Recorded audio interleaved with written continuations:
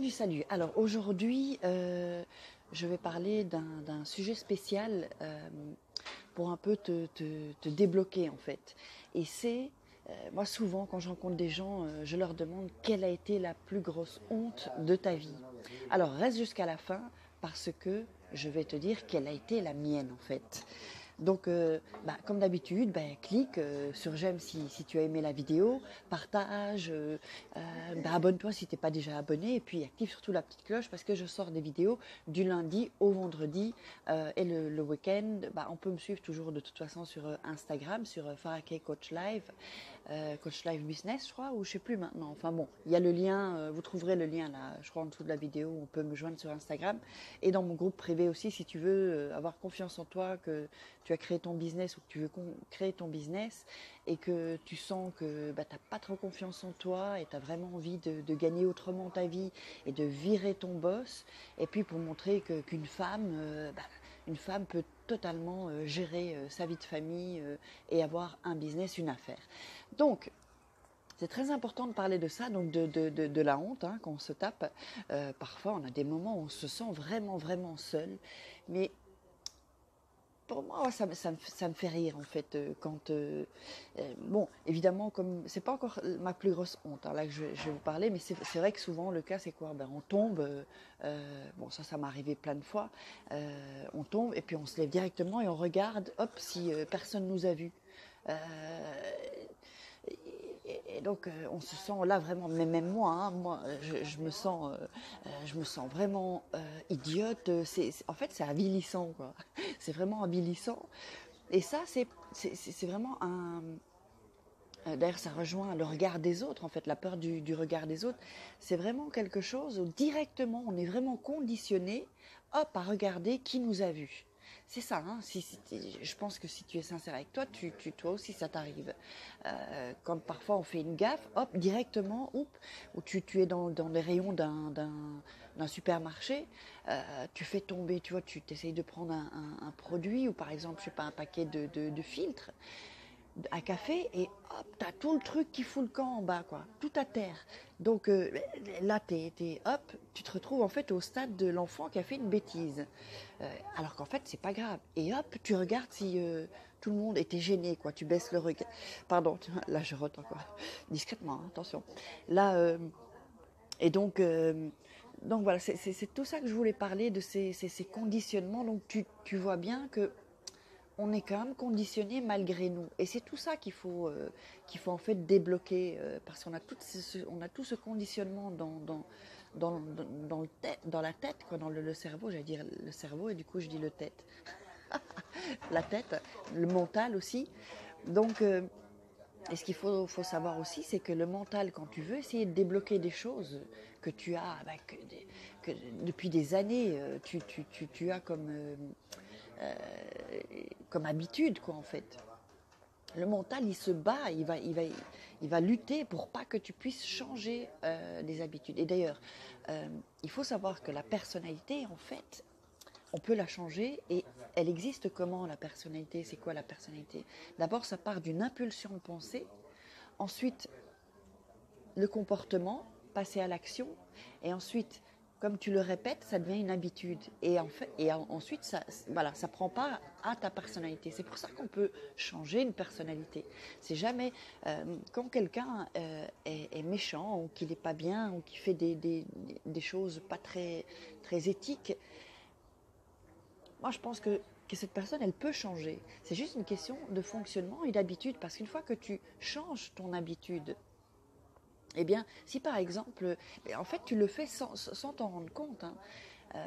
Si par exemple, chaque jour, tu prends l'habitude de marcher, je sais pas, de faire une petite promenade de 15-20 minutes, de prendre le soleil, parce que le soleil, c'est très très bon pour la santé, même quand il fait froid. Être au rayon sous les rayons du soleil, ça t'apporte, ça régénère le corps, ça régénère les cellules, ça t'apporte la vitamine D aussi. Tous les riches, ils font ça. Tous les riches font ça. Donc, si tu prends cette habitude, tu vas voir que petit à petit, ça va faire partie de toi, tu vois. Il y a un moment où après, tu vas plus pouvoir, ça va être difficile de te dire, ah non, moi j'ai envie, j'ai besoin de sortir et d'aller faire un tour. Il faut savoir en fait que de l'âge de 0 à 7 ans, c'est là qu'on est conditionné en fait. Pourquoi on est conditionné? Parce qu'on n'a pas encore le niveau de conscience. Les enfants n'ont pas encore ce niveau de conscience. Ils en sont à l'imagination. D'ailleurs, on le voit, les enfants prennent un balai, hop, c'est un cheval. Ils pensent pour eux que c'est un cheval, quoi. Ils se promènent, ils jouent au guerrier ou ils jouent. Donc, et en fait, nous conditionnons ces enfants, l'entourage, quoi. Et ensuite, c'est ce qui va faire, comment dire, un peu faire en sorte de ce qu'il pourrait devenir avec ce qu'il a comme bagage au niveau conditionnement. Mais heureusement qu'on peut changer tout ça. Mais ça devient de plus en plus, ça va devenir plus difficile si on veut à l'âge adulte. Il faut vraiment vouloir changer et être prêt au changement. Donc c'est pour ça qu'il faut vraiment faire attention au conditionnement et aux enfants quand on les éduque. À l'époque je ne le savais pas, mais bon, maintenant je le sais. Et donc il faut savoir aussi que le conditionnement, c'est la télévision, c'est la pub. Ce sont les émissions, il y a les émissions de télé-réalité, Netflix, toutes ces choses-là, le journal télévisé, toutes ces choses-là te conditionnent. Parce que même quand tu vois au niveau des pubs, il faut savoir que ce sont des gens qui utilisent la neuroscience, quoi. Il faut savoir aussi qu'en marketing, on utilise l'hypnose. Il y a de l'hypnose pour le marketing. Ça s'appelle de l'hypnose, du marketing hypnotique en fait. Et même les mots ont un pouvoir. Les mots ont un pouvoir. Quand tu reçois des emails, tu vois, des emails pour... Alors, zut, on a été coupé parce que quelqu'un m'a appelé pourtant, mais c'est sur Messenger. Donc quand je mets ne pas déranger, il faudrait que je mette hors ligne. J'espère qu'il ne va pas me rappeler. Donc en fait, faut savoir que toutes ces choses te conditionnent, quoi, en fait. Et ensuite, c'est pas reprogrammer ton cerveau, en fait. C'est te déconditionner. Et c'est toute cette phase-là, quand tu veux atteindre ton objectif ou que tu crées une entreprise, c'est tout ce déconditionnement qu'on travaille ensemble. On travaille aussi, évidemment, la confiance en soi. Donc voilà. Donc pour en revenir à la plus grosse honte de ma vie, une des plus grosses hontes de ma vie, et c'est bien de faire ça pour vraiment, voilà, le ridicule ne tue pas. Et une fois qu'on a dit ça à quelqu'un, le truc, je veux dire, voilà, tu n'as plus trop de barrières par rapport à cette personne. Donc, d'ailleurs, je crois que j'en avais parlé dans une vidéo, Gérard Depardieu, quand il commence un tournage, il l'avait fait avec Laetitia Casta, d'ailleurs elle le raconte en interview, pour vraiment, elle avait peur évidemment, un monstre quoi, Gérard Depardieu, je crois que c'était un de ses premiers films, donc qu'est-ce qu'il a fait? Il lui a dit salut, bonjour, et puis il a pété en fait. Donc du coup, elle s'est marrée et ça a directement cassé le mythe quoi. Donc ma plus grosse honte, j'étais dans le sud de la France, j'étais à l'époque avec un DJ. Et il me dit, écoute, on va aller voir une des plus grandes dames de la nuit, donc des clubs privés, tout ça, de discothèques, et je vais te la présenter. J'ai vraiment envie de te la présenter. Donc on rentre dans cette discothèque. C'était peut-être un peu juste à la fin d'une saison ou juste un peu avant. C'était un petit peu hors saison. Mais bon. Et donc voilà, on arrive dans la boîte, super, chouette boîte.